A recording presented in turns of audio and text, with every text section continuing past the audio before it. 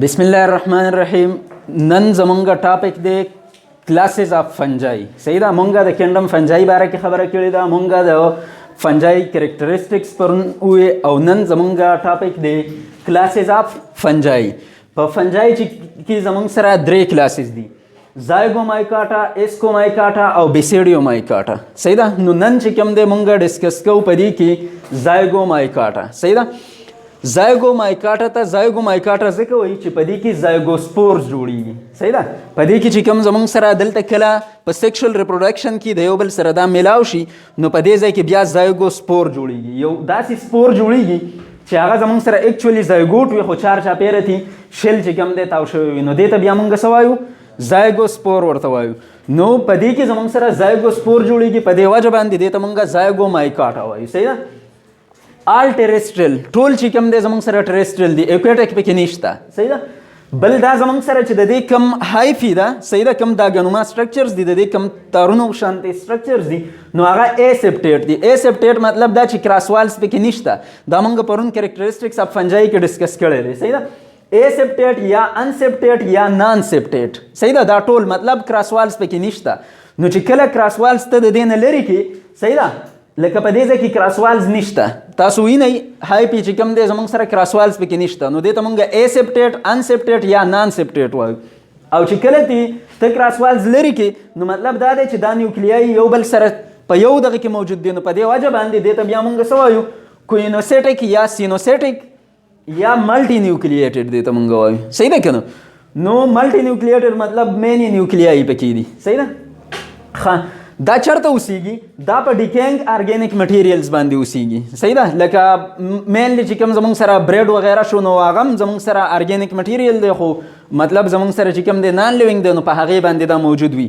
خرابېدلو والی چې کوم ارګینیک مټیریل وي په هغې باندې دا راځي. روټۍ چې کېدی یو څو ورځې وشي نو د هغې نه بعد بیا زمونږ سره چې کوم دی خرابېدل شروع شي، چڼېشی ورته وایي که چڼېش ورته وایي که څه څیز ورته وایي، هغه څیز دی. صحیح ده، سیکشوال ریپروډکشن کې په دوی کې سیکشوال سپورز جوړیږي چې هغې ته مونږ زایګوسپورز وایو. صحیح ده، او ریپروډکشن چې کوم دی د دوی ای سیکشوال ریپروډکشن پکې هم شته او سیکشوال ریپروډکشن پکې هم شته.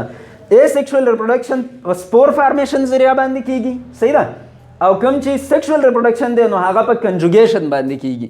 دوه چې کوم هایفي دی هغه یو بل ته نږدې راشي او د یو بل سره میلاو شي، نو دې ته مونږ څه وایو؟ کنجوګیشن ورته وایو.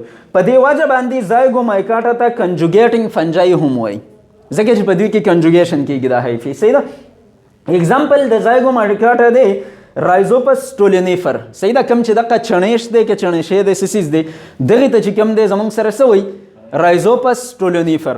او دې ته په انګلیش کې چې کوم دی بریډ مولډ وایي، ځکه چې د عام طور روټۍ چې کوم دی خرابوي او د هغې چې کوم سټرکچر دی نو هغه څه شي بیا خراب شي. صحیح ده، که مونږ د دې ریپروډکشن له راشو نو مونږ ووایو چې په دوی کې ای سیکشوال ریپروډکشن هم شته او سیکشوال ریپروډکشن پکې هم شته.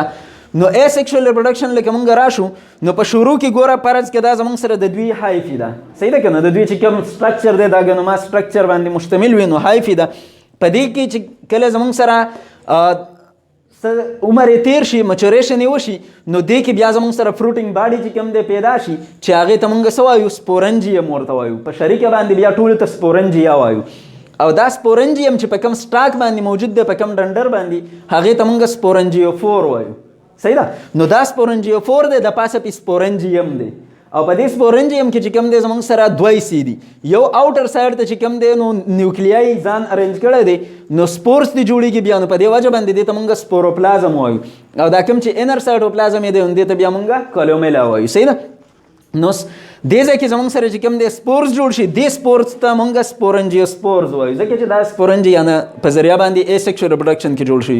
او چې کله دا جرمینیشن وشي د دې بیا ډیولپمنټ کېږي نو دا واپس مونږ له دغه شانتي چې کوم دی نو راکړي. صحیح ده، نو دام هیپلاید، دام هیپلاید، دام هیپلاید، دام هیپلاید، ټوټل چې کوم دی بس ای سیکشوال ریپروډکشن په دې طریقه باندې کېږي. صحیح ده، دا ای سیکشوال ریپروډکشن شو.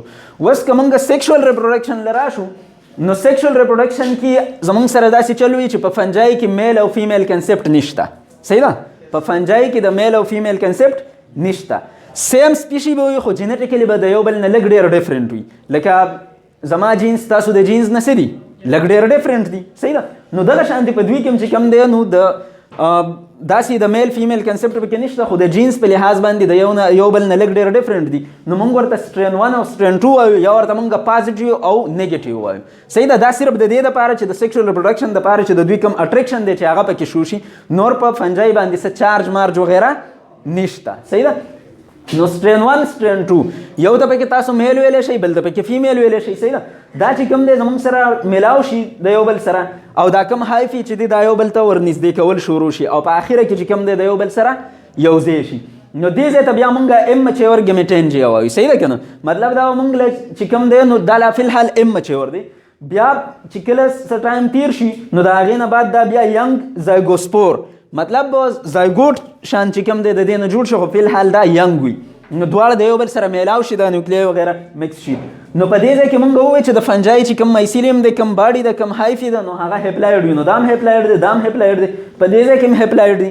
په دې ځای کې نیوکلیای یو بل ته نږدې راغلي خو لا میلاو شوي نه دي، دلته بیا میلاو شوي دي. نو دا اوس زموږ سره څه دی؟ ډیپلایډ دی.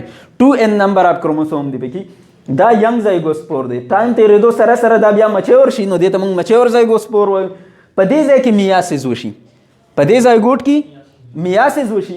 د میاسیس په ریزلټ باندې دا چې کوم زایګوسپور دی، نو دې کې بیا زموږ سره څه چلو شي؟ سپورنجیم ډیولپمنټ پکې وشي. صحیح ده. او چې کله په سپورنجیم ډیولپمنټ وشي نو دې ته موږ اوس څه وایو؟ سپورنجیو 4 ورته وایو، دې ته به سپورنجیم وایو. او دا چې کوم زموږ سره سپورز دی، مطلب سسیز دی، سپوروپلازم او کلومیلا. صحیح ده. نو دا پکې دي. اوس په دې کې زموږ سره دواړه قسمه سپورز شته، هم د سټرین 1 او هم د سټرین 2. او پرابیبلیټي دا ده چې 50% دي، مطلب 50% به پکې سټرین 1 وي، 50% به پکې سټرین 2 وي. نو چې کله د دوی جرمینیشن وشي، ډیولپمنټ، نو دا چې کوم دی دا به پکې سټرین 1 ته کنورټ شي 50%، او 50% به سټرین 2 ته. نو په دې طریقه باندې چې کوم دی د دوی سیکشوال ریپروډکشن کنټینیو وي.